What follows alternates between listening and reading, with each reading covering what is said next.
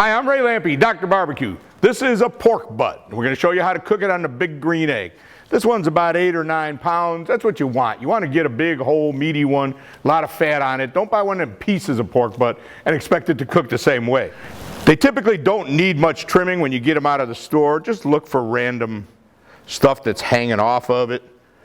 Sometimes there'll be a little bit of cartilage on the bottom here. It seems like they got it all off this time. There's a little weird gland that's right there sometimes. They don't all have this. None of this is critical. Typically when we cook a pork butt like this, we're just going to cook it a long time till it's tender and falling apart, and then we're going to get rid of the bones and fat and shred it all up so everything kind of works itself out. If you're doing the competition thing, this is the part down here that they call the money muscle. Right here, it kind of comes off like a pork tenderloin. You can kind of see it. I'm not going to mess with that today because I don't necessarily think that's the best way to eat it. The competition guys, they have different standards they have to abide by, but I'm not worried about that. I'm just going to put that in right with everything else.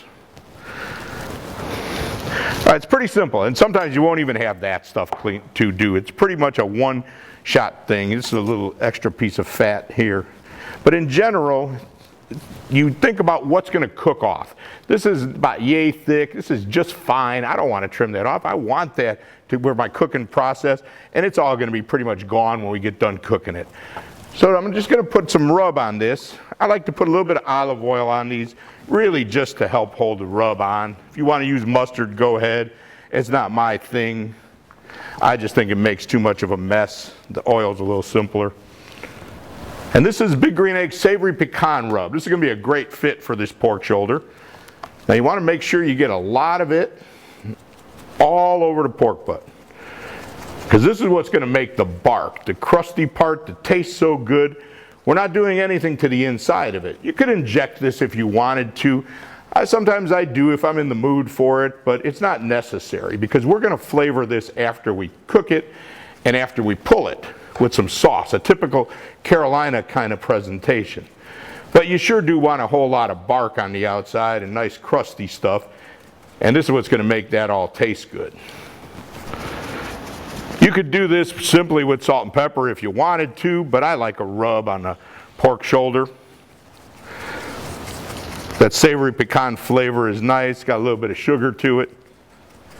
Now the fat cap, you don't need to season it much because this probably is going to get slid right off when it comes time to pull it. You never know, everyone's a little bit different. Sometimes the fat cooks all the way down and it's perfect.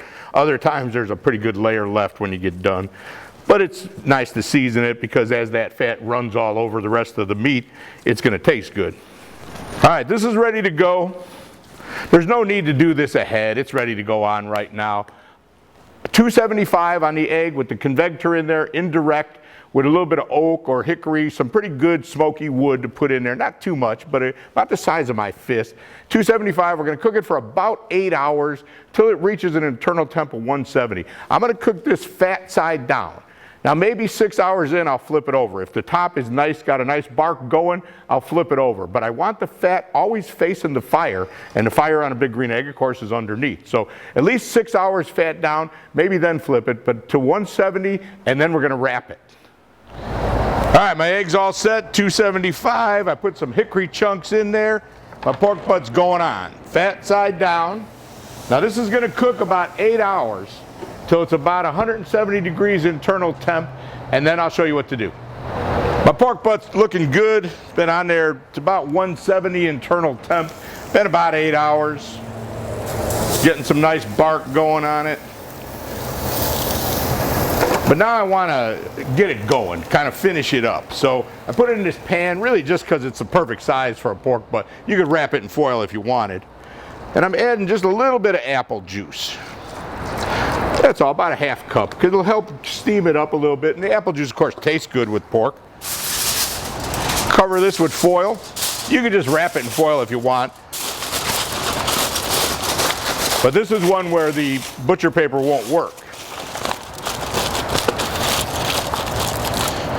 And now back in till it's just about 200 degrees and fork tender. My pork butt cooked up to a full 200 degrees everywhere. I was checking through the foil. I take it out, I took the foil off, and I've been letting it rest for about 15 minutes. A little longer would be even better. You gotta let it rest some, but it looks great. You can tell the bone is starting to stick out here a little bit. This is the way you know when a pork butt is done.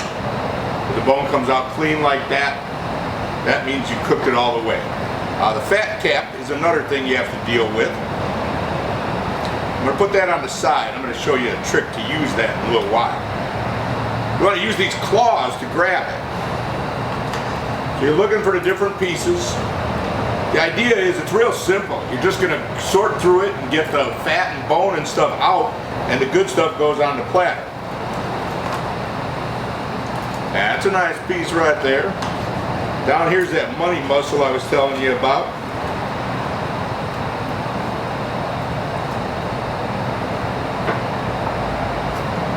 A little bit more from down on this end.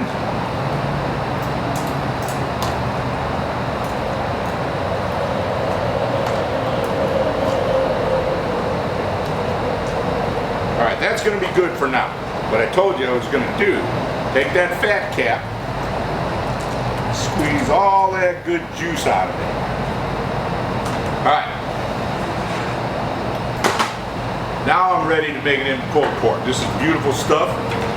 So you take these claws and you shred. Now it depends how you like it. I don't mind it a little bit chunky. Some folks like it pulled all to real fine and shreddy. Also depends what you're going to do with it. If you're going to make sandwiches, you want it pulled a little bit finer.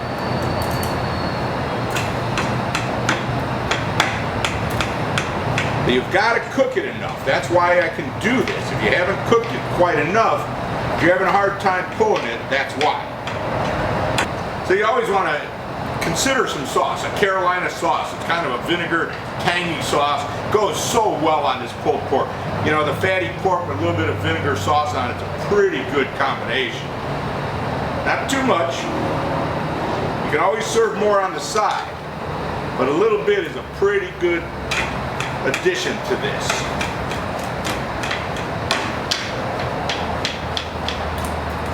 I can smell it. That's got a little mustard in it. That sure goes well with this pulled pork. That's it. That's pulled pork with a little Carolina barbecue sauce on it.